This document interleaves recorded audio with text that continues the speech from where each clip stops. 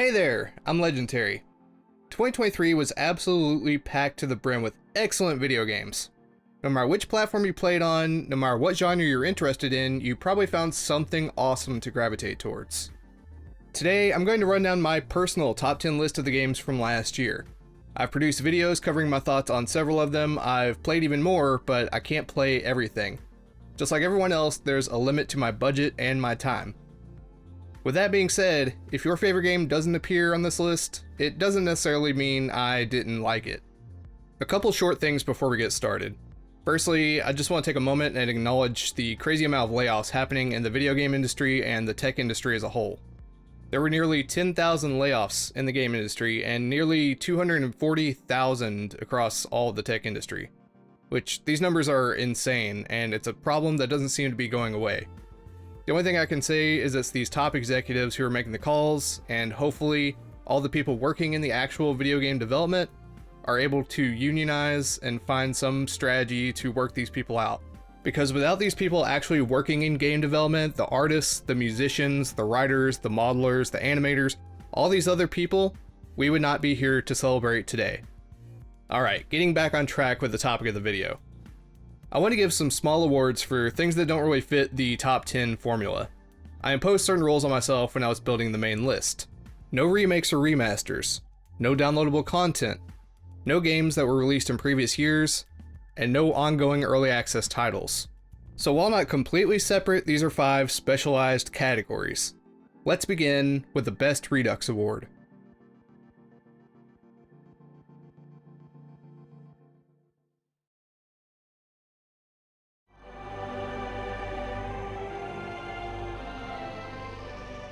Metroid Prime Remastered could almost be considered a remake. Seemingly none of the old assets were left untouched in the upgrade on the Nintendo Switch hardware. It brought the classic GameCube title into the HD era with an incredible bump in visual fidelity and environments that will leave you absolutely stunned.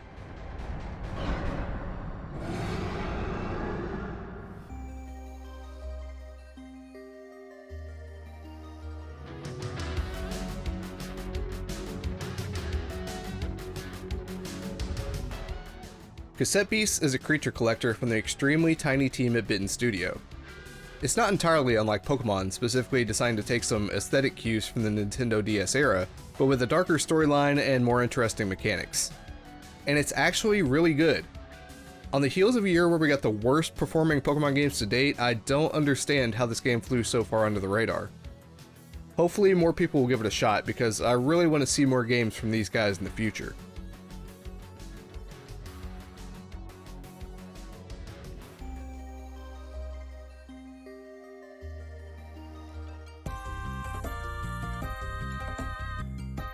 Eric W. Brown from Sabotage Studio and Yasunori Mitsuda, best known for composing the Chrono Trigger soundtrack, absolutely killed it on the soundtrack for Sea of Stars.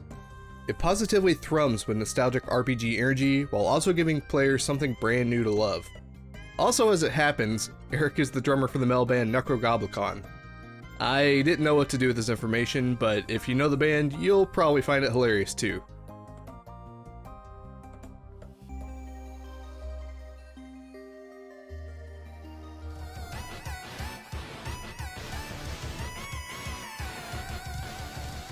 This deranged-looking little indie from Tour de Pizza takes the chaotic energy of Wario Land, the extreme speed of a 2D Sonic title, and the grotesquely off-model animation style of Ren and Stimpy and body slams them together into a cheesy, topping-filled pizza pie.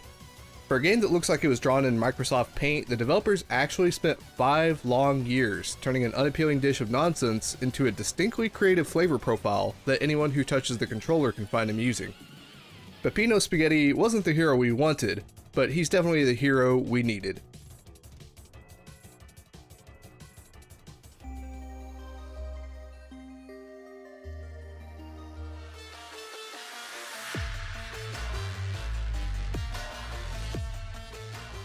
Cyberpunk 2077's combined 1-2 punch of the version 2.0 update and Phantom Liberty DLC almost completely reinvigorated the game.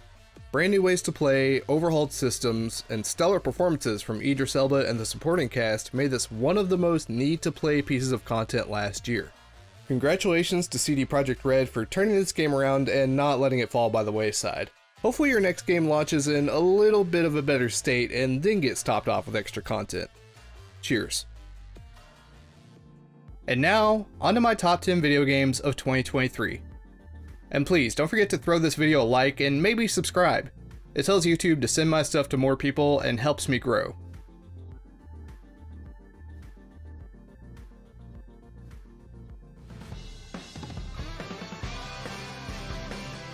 The early year kicked off with a surprise shadow drop of Hi-Fi Rush from Tango Gameworks, the developers behind The Evil Within and Ghostwire Tokyo. Not only was it a drastic shift in tone and genre from their usual fare, but it was an awesome Saturday morning cartoon-inspired rhythm action game with a rock-solid soundtrack. A concept that everyone saw coming from miles away, obviously. You play as Chai, a goofy guy who accidentally got his heart replaced with a music player by an evil megacorporation. Leading a small band of rebels, he has to shut down the troop of villainous executives who are trying to rule the world with robots and mind control.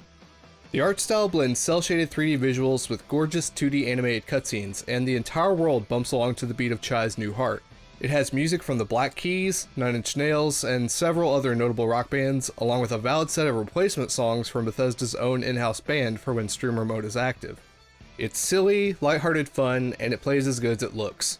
It has all the spectacle of a Devil May Cry game, combined with timed button presses on the beat for combo attacks, parries, and dodges. The closer you are to nailing the beat, the more cool tricks and attacks you can perform. The way all the characters and the executives butt heads with each other is really entertaining, and the boss battles that ensue as a result are incredible. It's really over the top and purposefully corny and full of dumb dad jokes. If that sounds like your vibe, it only takes a few afternoons to finish.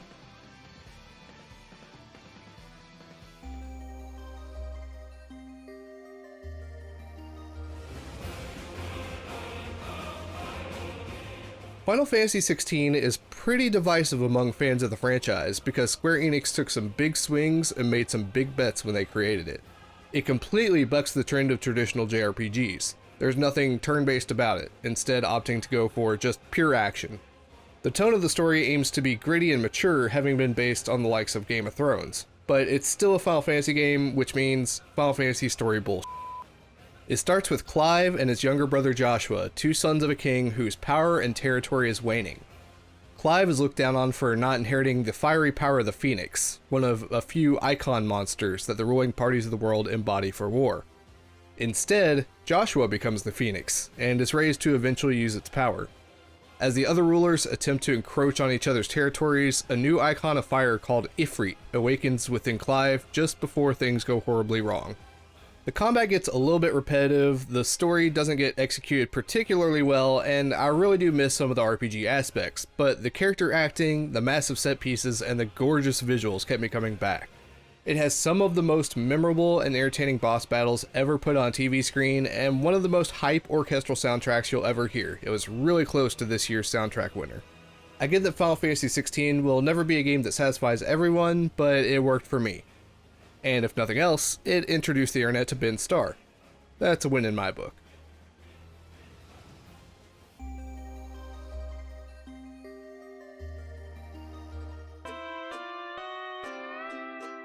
Perhaps one of the most unique games of the year, Dave the Diver sticks a roguelike about catching fish and underwater exploration, together with restaurant management and much, much more. What starts as a simple story about a skeezy business tycoon hiring a chubby diver friend to get a sushi bar up and running quickly escalates, as a parade of hilarious and diverse strangers come to taste the new culinary sensation. Playing as Dave, you venture into the mysterious blue hole in the ocean during the day, which changes and shifts around each time you enter its murky depths. Near the surface, you find your run-of-the-mill garden variety fish and ingredients, but the deeper you're able to go, the more exotic and dangerous your targets become. At night, it's time to serve up your freshly caught companions to the hungry masses and make some money, which then goes back into improving your diving gear and the sushi bar's staffing. This game has a massive amount of charm and a really great sense of humor. Each cutscene is done in pixel art and rendered with tween-style animation and turns ordinarily mundane reveals into explosive theatrical performances from your team of wacky co-workers. Something as simple as your cook filleting some fish, or your weapons guy designing a new harpoon, suddenly becomes a dazzling dance of sword flourishes or an anime magical girl transformation sequence. Now, there's been a little bit of controversy about calling this game an indie game, and for good reason, since it's technically made by a multi-million-dollar company masquerading as a small team with a subsidiary built to do so. But that really doesn't detract from any of the amusement you'll get playing Dave the Diver. Besides, Ubisoft and EA do it too, and nobody bats an eye. So if you've never heard of it or haven't checked it out yet, give it a look. It'll be the best $20 you spend all year.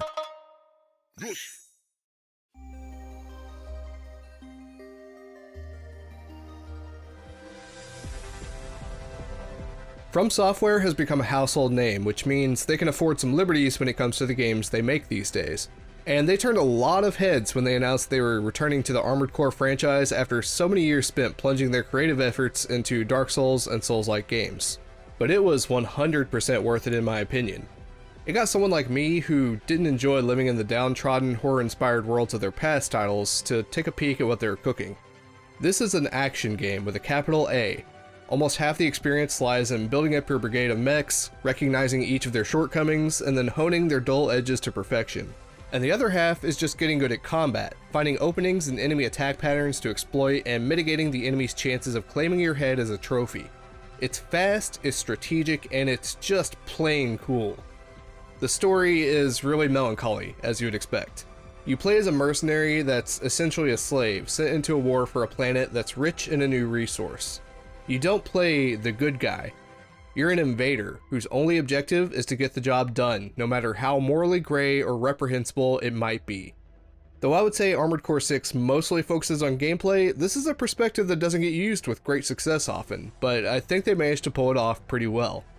And then you have cosmetic customization and multiplayer to jump into, which are worlds entirely unto themselves. If you really like action games and don't mind if there's a little bit of a learning curve involved, you could do so much worse than what this game provides. I don't think Armored Core 6 receives as much praise as it should, but I for one really enjoyed my time with it.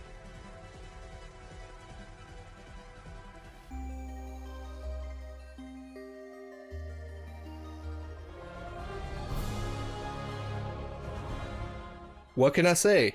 You all know Spider-Man at this point, and even if you don't know this particular Spider-Man, you probably have some pre-existing touchstone for the character that you can relate to. That was the position I found myself in, having not finished Insomniac's first two Spider-Man games. Whoops. This one finally sees the duo of Peter Parker and Miles Morales together, fully suited up, doing whatever a spider does. Peter's friend Harry Osborn is back in town after a secretive medical procedure, the new threat of Kraven the Hunter looms over New York's hero and villain communities, and the alien symbiote Venom is on the loose. While the Spider-Man deal with an ever-expanding contrast between their daily lives and their super lives, everything begins to crumble around them and they have to find a way to stop it. While not really doing anything brand new, Spider-Man 2 took the original gameplay you all know and love and amplified the best parts of it. The combat is more exciting and brutal, the traversal is faster and more fluid, and the story goes in some slightly different directions. Some of the side quests are also really interesting, and the music is just as inspired as you would expect. This game is just a really fun experience. There is no other game that gives you the ability to swing and fly through the city streets, and the elation that comes with that, quite like Spider-Man 2. It's possibly the best superhero game to date, and I salute Insomniac for their hard work. I know they're having a hard time right now with the big data leak and the personal doxing going on, and I can only wish them the best of luck in bringing their saboteurs to justice. Screw those crooks.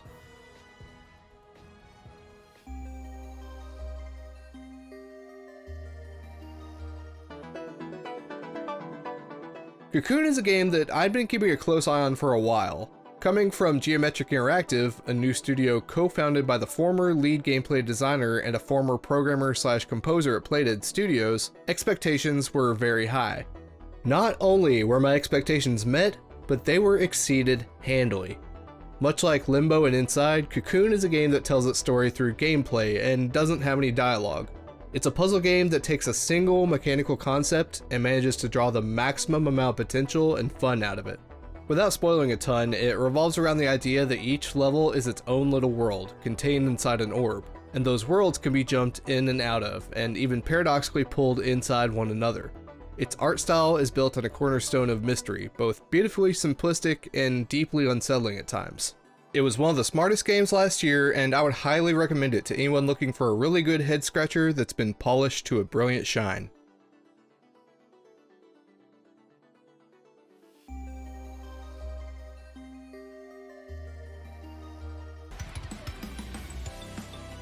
Chrono Trigger remains an unfortunate gap in my reservoir of gaming knowledge. I swear I'll get around to it one day. Nevertheless, its influence can be felt across the entirety of the RPG genre. And last year, Sea of Stars aimed to become a worthy homage to this classic pixelated masterpiece.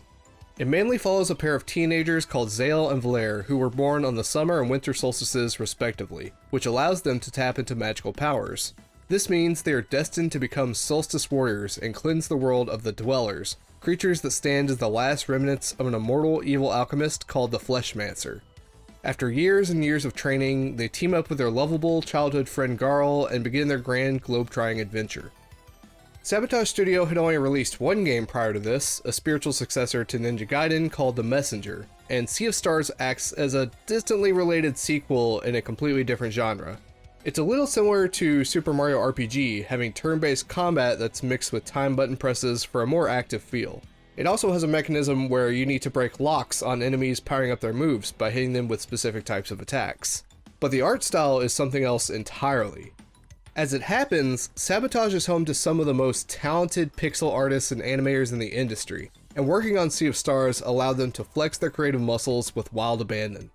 Paired with the fantastic soundtrack produced by Eric W. Brown and Yasunori Mitsuda I mentioned previously, a cast of colorful and endearing characters, and a solidly written narrative, this game is an absolute gem. Do not skip out on this one, whatever you do.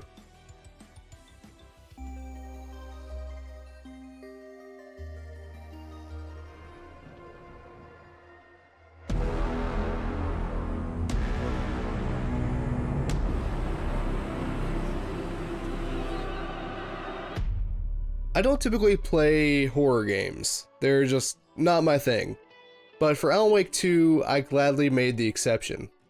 The original Alan Wake is a cult classic game that I played a couple years after its release, not really knowing what kind of game it was. I thought it was a little too weird and creepy, shelved it for a long time, and moved on. And then Remedy went on to make Quantum Break and Control, which also introduced the idea of a shared Remedy universe. Well, my love for Control and its subsequent AWE DLC sent me on a trip back through Remedy's history to try and get a glimpse of how it all connects. But up until this point, there were really only loose threads hanging. Some references to events and characters in other games, and tantalizing little questions that went without answers. But with the announcement of Alan Wake 2, coming more than 13 years after the original, I knew director Sam Lake was ready to take us for a wild ride. Even without any pre-existing knowledge of the other games in Remedy's repertoire, I believe that Alan Wake 2 manages to be gripping and unmistakably original in the video game space. There are dual protagonists, with one being the titular Alan Wake and the second being Saga Anderson, a detective with the FBI working to solve a string of ritualistic cult murders taking place around Bright Falls and Cauldron Lake, where Alan went missing 13 years prior. As the mystery behind the cult's activities and Wake's sudden reappearance unfolds, the protagonists are assaulted by possessed people covered in shadow called the Taken. No, not those Taken. And then they realize that their own realities are being manipulated by the pages of a story that Alan doesn't remember writing during his stay in the hellish alternate reality known only as the Dark Place. The combat and the enemy variety feels a little lacking for a big chunk of the game, but there's so much that Alan Wake 2 does right that it was easy to overlook. Its visuals and lighting are super realistic, and I'm sorry my terrible 1440p downscale to 1080p footage does not do it justice. The audio design is haunting, making you constantly feel the need to look over your shoulder. It has surreal Twin Peaks style writing with bouts of quirky Finnish humor, the highlights being in-game TV commercials from the business-minded brothers Ilmo and Jaakko, who are hysterical every time you see them. And it has one of the coolest, most unexpected moments in any game that I refuse to spoil. Please, I'm asking that if you play, just at least play it for yourself up to the chapter called We Sing. It's worth it for the price of admission alone, and made me put Alan Wake 2 at number 3 on this list. While writing the script for this video, James McCaffrey, the voice actor behind the character Alex Casey, who also once voiced Max Payne and Director Trench in Control, sadly passed away. My condolences to his family members, his friends, his co-workers, and all the others who are fans of his work that feel affected. He will truly be missed.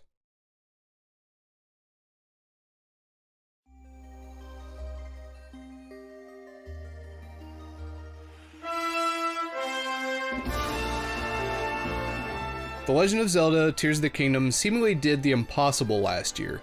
It took the bold, new direction that Breath of the Wild stepped into and flipped the formula on its head again.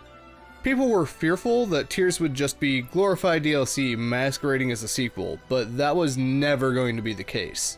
While the original world of Hyrule remains, it is almost unrecognizable in comparison. Most of the major landmarks are still there, but everything else has been subject to change as time moved forwards. Add on to that a collection of sky islands and an entire underground area as large as the mainland to explore, and you have yourself a fresh new experience. And then they even went and scrapped all of Link's previous Sheikah Slate abilities in favor of an even cooler suite of innovative Ultra Hand powers that devs outside of Nintendo still praise to this day. These let you build automated mechanical marvels, ascend through overhead obstacles, fuse weapons together for stronger effects, and more. They completely changed the way you interact with and approach traversal and combat from the previous game. Tears of the Kingdom trusts you with so much freedom. They rebuilt the map from the ground up, gave us a new set of tools specifically designed to be unconventionally chaotic, and then said, have fun. There's almost never a time when you can question your ability to do a thing and the game answers back with no. Ultra Hand alone lets you build just about anything you put your mind to, with the only limitations being how much energy it consumes and your own imagination. There are so many systems working in unison that feel as if they should crash or break the game constantly, but they're practically unwavering in their operation. And of course, the total package wouldn't have been complete without an intriguing narrative. Picking up a short time after Breath of the Wild, Link and Zelda are exploring a cave system below Hyrule Castle to find the source of a sickening red mist. After finding some misplaced ruins from the mysterious and long-forgotten Zonai tribe, the pair make their way to a massive chamber. And in this chamber, they find the body of Ganondorf, the Demon King himself, locked in a vegetative state by a ghostly disembodied hand. He awakens and uses his power to lift up Hyrule Castle. His corruption eats away at the Master Sword, Zelda falls and disappears into a ravine, and Link is whisked away to an island in the sky by the Phantom Limb. Along the adventure, you meet a wonderful cast of characters, find a set of thoughtfully crafted dungeons, and get to play along to a soundtrack full of nostalgic melodies. The Legend of Zelda has always been one of my favorite game franchises of all time, and playing this game made me so happy and so relieved. The fact that they didn't just phone in a sequel when everyone kind of expected them to coast on Breath of the Wild's success says so much about their dedication to the craft. I have no idea how they're going to make something that tops this one, but I'm sure they'll find a way to surprise us once again. There's only one other game that could have superseded the fun that I had with Tears of the Kingdom last year, and that was...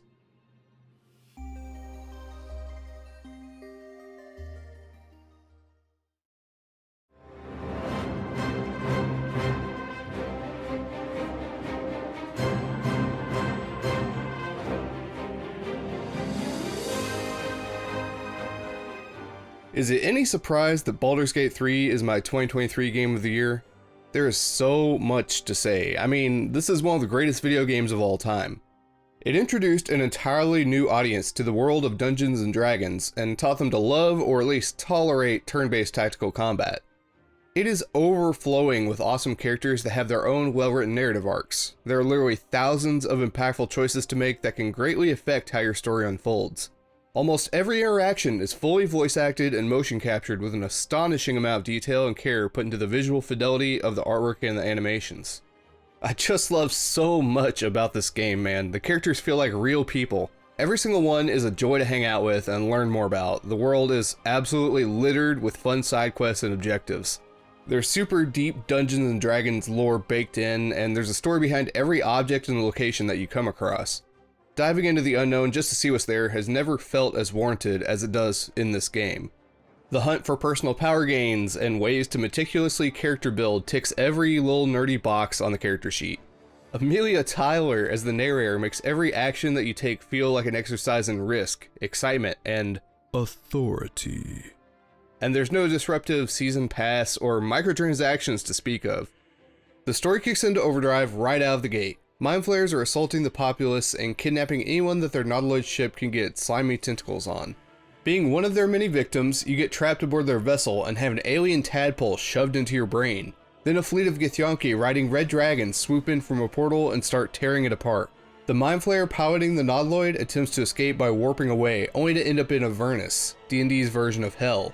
After a slew of demons and devils fly in to kill their unwelcome guests, you manage to reach the controls and warp the ship away to the mortal plane once again, where it crash lands. Then, it's up to you and the other survivors to find a way to get the tadpoles out before you all start turning into Mind Flayers. This game single-handedly pushed the medium so far forward so the whole industry flew into a state of disarray. Many praised Larian for the amazing contribution they put forth into the world.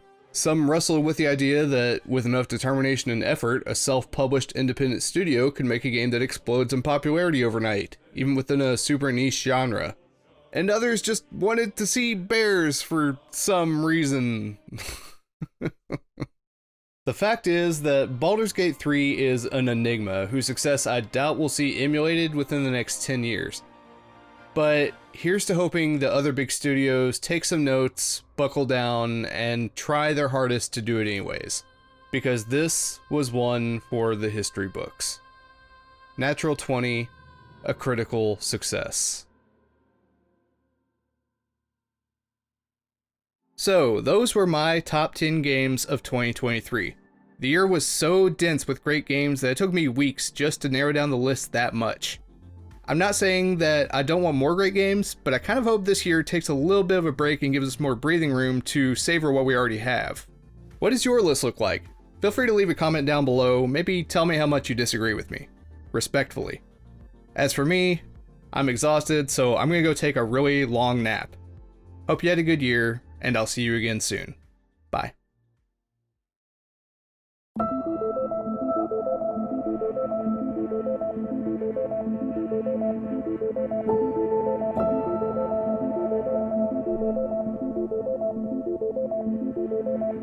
You